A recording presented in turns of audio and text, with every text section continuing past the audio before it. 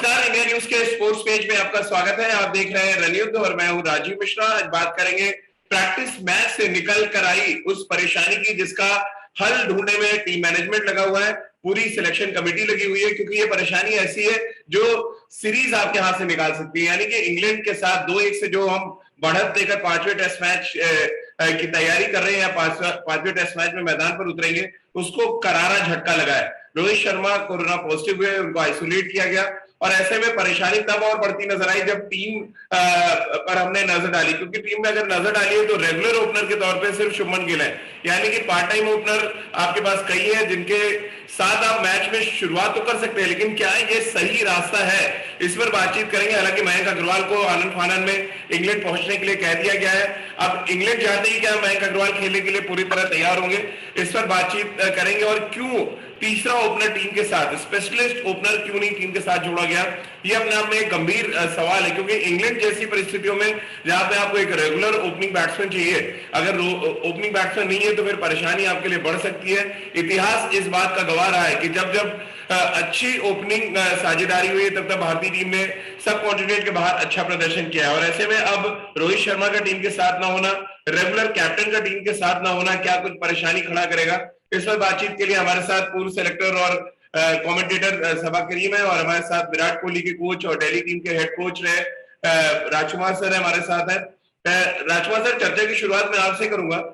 कितना सही आप मान रहे हैं, रोहित शर्मा कोरोना पॉजिटिव हुए, चलिए तो इसको आप रोक नहीं सकते थे क्योंकि ये किसी को भी हो सकता है, लेकिन अब सवाल बड़ा ये है कि टीम में तीसरा ओपनर क्यों नहीं है। टेस्ट मैच खेलने जा रहे हैं आप, एक ऐसा टेस्ट मैच जो डिसाइड करेगा कि आप टेस्ट चैंपियनशिप में कितना आगे जाते हैं। ऐसे में अब तैयारी करना कि भारत से आप पारी की शुरुआत करा दें, हनुमान विहारी से करा दें, ये कितना तर्कसंगत है। मैं जो पहुंचेंगे तो कोई प्रैक्टिस मैच नहीं, कोई क्लाइमेट से अडॉप्ट करने की सिचुएशन नहीं रहेगी। क्या ये एक बड़ी परेशानी के तौर पे आप देख रहे हैं और बड़ी चूक इसको आप मानते हैं सिलेक्शन कमेटी की तरफ से? देखिए राजीव, कहीं ना कहीं चूक तो हुई है सिलेक्शन कमेटी से, क्योंकि जब आप इंग्लैंड जैसे कंट्री में खेलने जाते हैं जहां पर आपको पता है कि गेंद स्विंग करता है, काफी सीम होता है, वहां पर आपको स्पेशलिस्ट ओपनर्स तो चाहिए और उन ओपनर्स का बैकअप भी जरूर होना चाहिए था। तो वो शायद थोड़ा सा चूक हो गई है यहाँ पर सेलेक्टर से।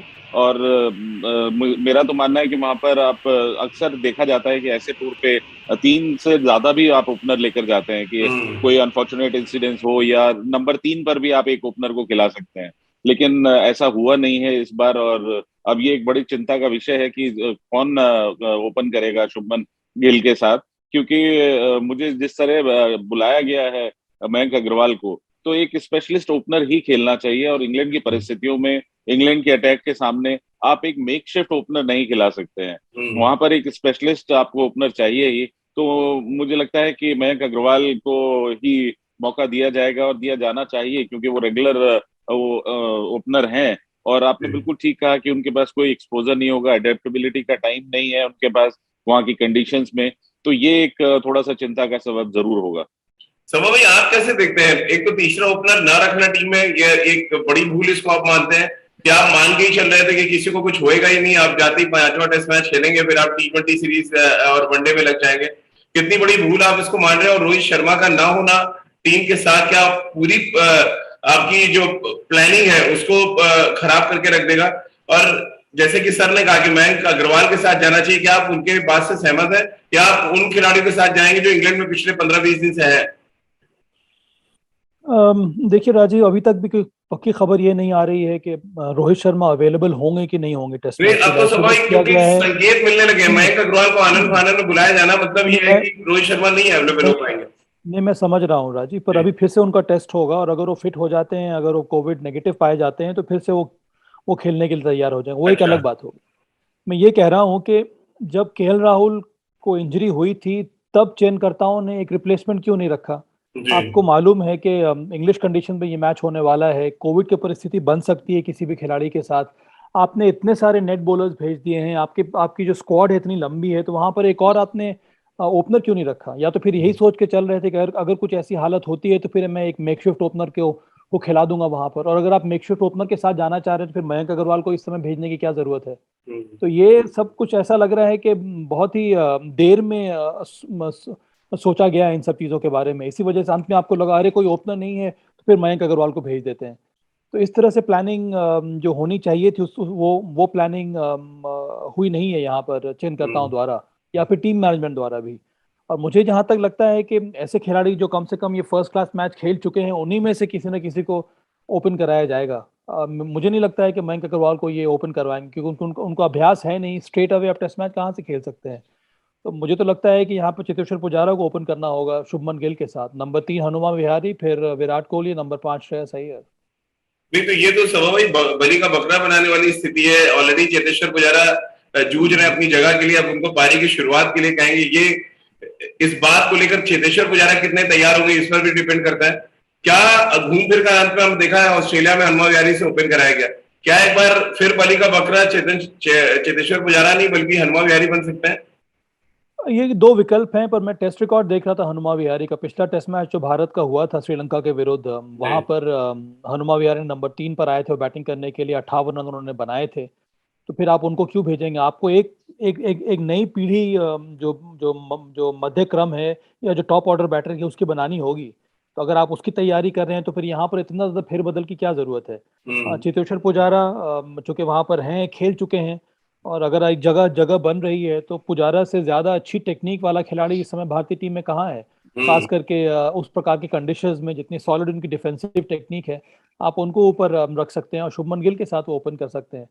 मेरी मेरी यही सोच है राजीव। राजकुमार सर, आप कितना सहमत है इस बात से? जैसे कह रहे हैं कि हनुमा विहारी है, पुजारा से कराएंगे, ये सभा भाई का कहना है, और उनको नहीं लग रहा है कि मयंक अग्रवाल को जाते ही मैच खिला दिया जाएगा। क्या ये एक बहुत खतरनाक सिचुएशन हो जाएगी? क्योंकि ये टेस्ट मैच डिसाइड करेगा कि आप टेस्ट चैंपियनशिप में कितना आगे बढ़ते हैं और सीरीज क्या आप इंग्लैंड में जीत पाते हैं या नहीं। देखिए राजीव, अगर मयंक अग्रवाल को बुलाया गया है तो मुझे लगता है कि उन्हीं को मौका मिलेगा, क्योंकि वो एक स्पेशलिस्ट ओपनर हैं। जरूर उन्हें वहां अभ्यास का मौका नहीं मिला है या वहां की कंडीशन से थोड़ा अभ्यस्त होने का समय नहीं मिलेगा, लेकिन फिर भी मुझे लगता है कि वो 2-4 दिन प्रैक्टिस करके वो अडेप्ट कर लेंगे वहां की कंडीशंस को। और एक रेगुलर ओपनर ही चाहिए, इसीलिए उनको बुलाया गया है। टीम मैनेजमेंट की अगर ये सोच होती कि हनुमा विहारी या पुजारा से ओपन करा लेंगे तो फिर उनको बुलाया ही नहीं जाता। तो ये पूरा डिस्कशन हुआ होगा सेलेक्टर्स के साथ कि हमें ओपनर चाहिए, तभी भारत से उनको फ्लाई कराया जा रहा है। और मेरा मानना है कि जरूरी नहीं कि 10 दिन जो वहां रह लिया वो बेटर इक्विप्ड हो ओपन करने के लिए उन कंडीशंस में, क्योंकि ओपनिंग एक स्पेशलिस्ट जॉब है और मुझे लगता है एक रेगुलर ओपनर को ही खिलाया जाना चाहिए। तो मैं अगर एज ए कोच मैं अगर होऊंगा उस कंडीशन में तो मैं मयंक को ही खिलाऊंगा। तो वही, और क्योंकि ओपनर्स की क्या कुछ अहमियत होती है ये हमने देखा है। इस जो पहले 4 टेस्ट मैच खत्म हुए इंग्लैंड में, के राहुल और रोहित शर्मा ने रन बनाए तो आपने आपके बाकी बैटर्स में से प्रेशर कम हुआ और आप आज सीरीज जीतने की स्थिति में। क्या ये चूक बहुत भारी पड़ सकती है? क्योंकि अगर आपने थर्ड ओपनर नहीं रखा है, उनको कोई भी वहां पे मैच नहीं खेलने को मिलेगा, और सडनली आप जाके मयंक अग्रवाल और शुभमन गिल, दो इनएक्सपीरियंस बैट्समैन को एक्सपोज करेंगे Jimmy Anderson, Stuart Broad, Matty Potts के सामने। क्या ये एक बहुत रिस्की फैसला होने वाला है आने वाले टाइम में? अब देखिए, परिस्थिति कुछ ऐसी बन गई है कि आपको ट्राई आउट तो करना पड़ेगा एक नई ओपनिंग पेयर के साथ। अब किसको पता था कि केएल राहुल इंजर्ड हो जाएंगे? किसको मालूम था कि रोहित शर्मा को कोविड हो जाएगा?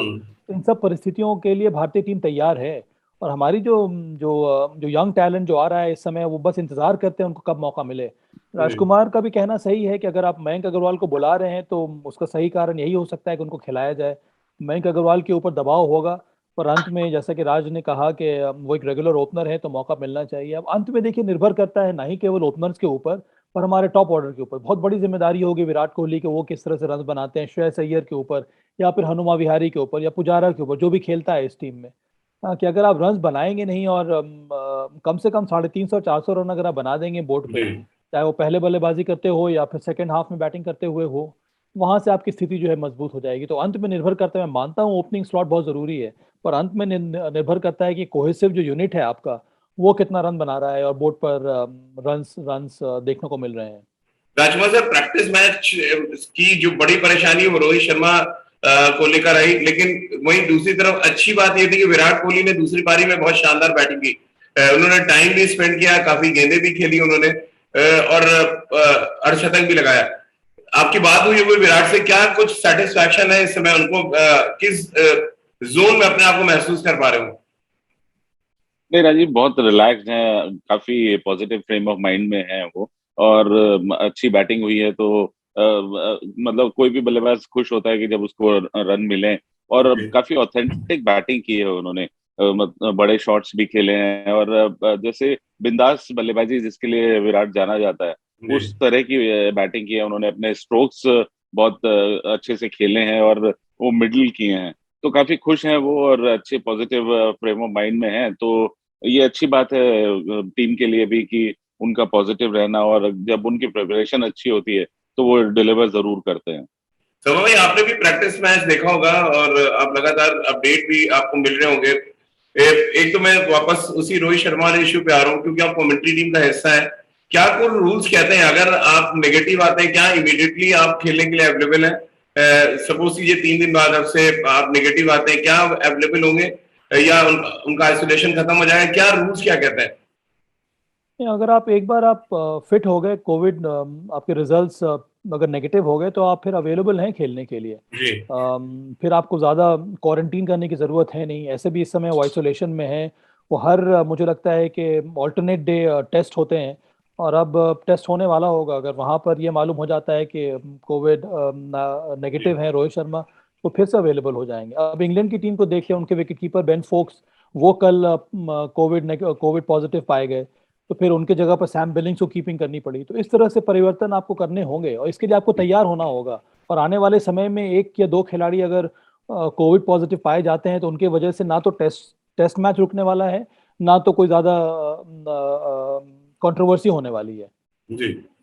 समा भाई, वापस प्रैक्टिस मैच पे आते हैं। बॉलिंग डिपार्टमेंट को लेके आपको लग रहा है थोड़ा सा सस्पेंस और बढ़ गया है?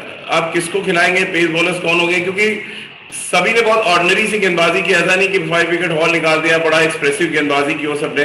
और अगर आप लेस्टर की क्वालिटी देखें तो काउंटी में अभी देख रहा था, काउंटी जो टीम है उनमें सबसे नीचे है लेस्टर। कैसे आप देखते हैं भारतीय गेंदबाजों का प्रदर्शन प्रैक्टिस मैच में? राजीव, ये जो प्रैक्टिस मैचेस होते हैं, उसमें पेस बॉलर जो हमारे हैं, उनकी कोशिश यही होती है कि वो ईज इन कर जाएं, थोड़ा बहुत स्पेल कर लें। ज़्यादा वो एफर्ट लगाते हैं नहीं। इसीलिए मुझे उसको देख कर ज़्यादा परेशानी हो नहीं रही है। आपके 3 रेगुलर पेस बॉलर्स हैं, मोहम्मद सिराज, जसप्रीत बुमराह, मोहम्मद शमी। तीनों की तीनों इफेक्टिव पेस बॉलर्स हैं। वो आइडियल हैं इन प्रकार की कंडीशंस के लिए। मैच जो है वो एजबास्टन में होने वाला है। वहां पर हालांकि विकेट कई बार मतलब सपाट सब ये मिलती है, कह रहे पर हैं आप कि बुमराह, शमी और सिराज के बाद अगर आप चौथा बॉलिंग ऑप्शन देखने जा रहे हैं, देन शार्दुल हो सकते हैं कि वो बैटिंग अच्छी करते हैं। नहीं तो आप शार्दुल 3 ठाकुर। सीमर 2 स्पिनर के साथ जाएंगे। नहीं, मुझे लगता है कि फोर्थ सीमर के साथ आपको जाना होगा, क्योंकि अगर जी आप न्यूजीलैंड और इंग्लैंड की टीम को कॉम्बिनेशन भी देखें, तो सब के सब प्रेफर कर रहे हैं 4 सीम बॉलर्स के साथ और जी एक स्पिनर के साथ मैदान में उतरना। तो मैं यही एक्सपेक्ट कर रहा हूं कि भारत भी कुछ इसी प्रकार के कॉम्बिनेशन के साथ मैदान में उतरेगा ये पहले जी। टेस्ट मैच के लिए। राजकुमार, आप प्रैक्टिस मैच से आपको क्या लग रहा है, क्या कुछ टीम मैनेजमेंट ने देखा है? उनके पहली 11 कौन हो सकते हैं? कप्तान तो गए, अब ऐसे में जसप्रीत बुमराह ये 5वें टेस्ट मैच में कप्तानी कर सकते हैं, जो संकेत मिल रहे हैं। बुमराह के लिए कितना बड़ा चैलेंज देख रहे हैं? खुद आउट ऑफ फॉर्म है, अब उनको कप्तानी मिल रही है। ये एक अजीब सा सहयोग बन रहा है कि 6 महीने में छठा कप्तान होगा हिंदुस्तान में जो हम देख पाएंगे। थोड़ा अनफॉर्चुनेट तो है, और ये बड़ा क्रूशियल मैच है राजीव, इंग्लैंड के खिलाफ, और सीरीज जीतने की कगार पर हैं हम। वहां पर कप्तान हमारे अनफिट हो गए हैं वो। अब मैं चाहूंगा कि अगर रोहित फिट हो जाए तो वो वापस आए, क्योंकि बहुत जरूरी होगा इतने क्रूशियल मैच में एक नया कप्तान, और बिल्कुल। वो भी एक फास्ट फास्ट बॉलर। तो वो थोड़ा सा डिफिकल्ट सा कॉम्बिनेशन है ये। ये फास्ट बॉलर तो को लेके लेकिन संशय क्यों होता है राजकुमार? 35 साल के बाद कोई तेज गेंदबाज कप्तान बना है? ये चलेगा, अक्सर सॉरी। देखा जाता अक्सर अक्सर देखा जाता है राजीव, कि आप बॉलिंग करके आप फाइनल की तरफ खुद ही चल देते हैं। बहुत ज्यादा आपका वो होता नहीं है कि आप स्लिप में खड़े हो, अनलाइक फ्लिंटॉफ या बेन स्टोक्स की तरह। कोई भी भारतीय तेज गेंदबाज आप देखिए, अपना कैप पकड़ते हैं और सीधा फाइनल की तरफ चल देते हैं। तो बहुत ज्यादा जो इन्वॉल्वमेंट नहीं होती फास्ट बॉलर्स की, जी क्योंकि काफी एनर्जी उनकी वेस्ट होती है बॉलिंग में। बहुत ताकत लगानी पड़ती है, लंबे स्पेल्स डाल रहे होते हैं, तो स्ट्रेटजी भी दिमाग में चल रही होती है कि किस तरह बल्लेबाज को आउट करना है। तो वहां पर बाकी टीम को संभालना थोड़ा सा मुश्किल होता है जी। किसी फास्ट बॉलर के लिए। लेकिन एक्सेप्शंस आर ऑलवेज देयर, और मैं चाहूंगा कि शायद बुमराह एक अच्छे कप्तान प्रूव हो, क्योंकि जैसे कि हार्दिक पांड्या ने एज ऑलराउंडर अपने आप को प्रूव किया है कि वो एक अच्छे कप्तान भी साबित हुए हैं। तो हो सकता है कि आने वाले समय में हम देखें कि बुमराह एक अच्छे कप्तान, अगर उनको कप्तानी दी जाती है, वो भी साबित हों। ऋषभ पंत के लिए आपको लग रहा है सब भाई काम बढ़ जाएगा, हर ओवर बाद याद दिलाना पड़ेगा बुमराह को, भैया कप्तान है, फाइन लेग नहीं, आप अंदर ही रहे, क्योंकि आपको आपको मैच की सिचुएशन को भी संभालना है। कितना ट्रिकी सिचुएशन है, जसप्रीत बुमराह कैप्टन होंगे अगर रोहित शर्मा, अब जो खबरें आ रही है अवेलेबल नहीं होंगे सभा भाई, और दूसरा ये पेस बॉलर्स कप्तान क्यों नहीं बनाए जाते, ये मेरे जहन में बहुत सालों से सवाल है। 35 साल हो गया, मैंने पैट कमिंस को देखा भी ऑस्ट्रेलिया में कप्तानी कर रहे हैं, बेन स्टोक्स तो चलिए ऑलराउंडर है, ये शॉन पोलार्ड एक बड़े अच्छे कैप्टन होते थे लेकिन वो भी ऑलराउंडर थे। Pace bowler, raw pace bowler क्यों नहीं कैप्टन बन पाते हैं? पर अब वो ट्रेंड चेंज हो रहा है। पैट कमिंस का आपने नाम लिया, शॉन पोलक भी एक out and out pace bowler थे। ये अलग बात है कि वो अच्छी बल्लेबाजी भी करते थे। कई सारे पेस बॉलर जो हैं वो स्लिप में फील्डिंग करते हैं। अगर आप टिम साउदी को देखें तो वो स्लिप में फील्डिंग करते हैं। जिमी एंडरसन वो अपनी बॉलिंग करने के बाद स्लिप में खड़े होते हैं, दोनों के दोनों शानदार स्लिप फील्डर भी हैं। तो अब इस तरह का परिवर्तन देखने को मिल रहा है। मैं इसमें कोई भी भेदभाव करना नहीं चाहता हूँ। मुझे लगता है कि अगर किसी भी खिलाड़ी में उसके पास स्किल अलग हो, पर अगर उसमें के अंदर वो कैप्टेंसी लीडरशिप स्किल है तो वो आइडियल कैंडिडेट है कप्तान बनने के लिए। चाहे वो पेस बॉलर हो, चाहे वो बल्लेबाज हो, चाहे वो विकेट, देखिए विकेट कीपर की अलग बात है, उसकी छवि अलग प्रकार की है। पर मुझे लगता है कि उसमें कोई भी डिफरेंस नहीं होना चाहिए।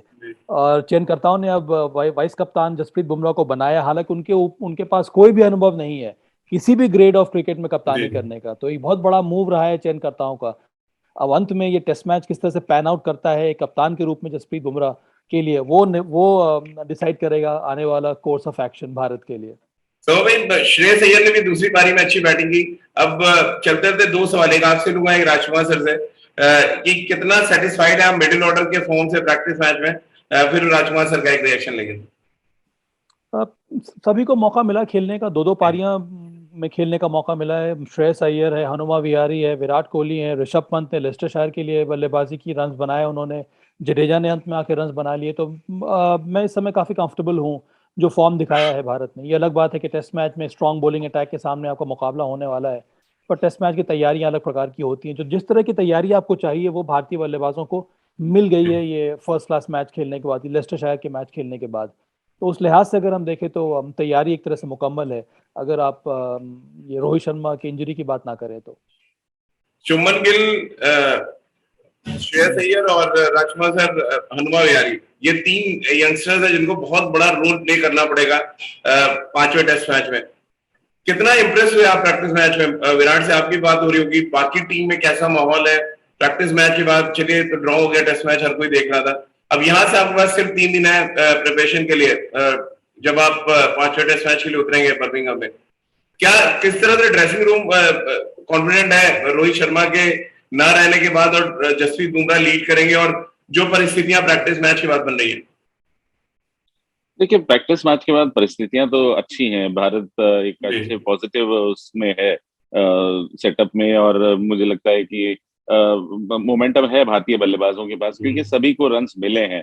तो ये अच्छी बात है कि जब आप थोड़े रन्स बनाकर मैदान में उतरते हैं तो एक कॉन्फिडेंस होता है। और अक्सर देखा जाता है कि इंग्लैंड की कंडीशंस का बहुत बड़ा हुआ होता है कि वहां पे गेंद मूव करता है, लेकिन जब आपने वहां पे टाइम स्पेंड किया है, 2-2 3-3 घंटे आपने बल्लेबाजी की है मैच में, अटैक भले ही थोड़ा उतना अच्छा नहीं था, और टेस्ट मैच में काफी अच्छा अटैक मिलने वाला है सामने ब्रॉड एंडरसन के रूप में, तो लेकिन फिर भी प्रिपरेशन अच्छी हुई है। और मुझे आशा है कि यंगस्टर्स इसको एक अपॉर्चुनिटी की तरह लेंगे। बिल्कुल एक बहुत बड़ी अपॉर्चुनिटी है यहाँ पर अपने आप को साबित करने की, एक मैं कहूँगा हीरो बनने की। इंग्लैंड में अगर आप 100 बनाते हैं या बड़ा 100 बना के टीम को जिताते हैं तो आप एक हीरो के रूप में उभर कर आते हैं टीम में। तो इसको यंगस्टर्स के लिए एक बहुत बड़ी अपॉर्चुनिटी है, भले वो शुभमन गिल हो, मयंक अग्रवाल हो या हनुमा विहारी हो। और मुझे पूरी आशा है कि ये लोग जितना पोटेंशियल है इन प्लेयर्स के पास, तो जरूर ये अच्छा प्रदर्शन करेंगे और भारतीय टीम को ये मैच जिताएंगे। चलिए, बहुत बहुत शुक्रिया राजकुमार सर आपका, सभा भाई आपका हमारे साथ जुड़ने के लिए। तो 6 महीने में छठा कप्तान हम मैदान पर देखेंगे, आसार कुछ ऐसे ही नजर आ रहे हैं, यानी जसप्रीत बुमराह कप्तानी करेंगे। अब मजे की बात यह है कि आयरलैंड में हार्दिक पांड्या पहली बार हिंदुस्तान की कप्तानी कर रहे थे, पहला मैच जीता। क्या जसप्रीत बुमराह अपने पहली मैच में भारतीय टीम को जीत दिला पाएंगे?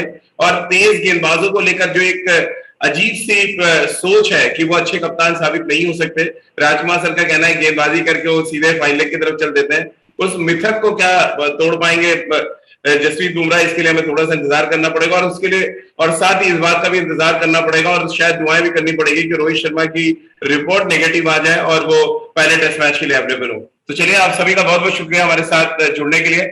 हमारी इस खास विषय में फिलहाल इतना ही।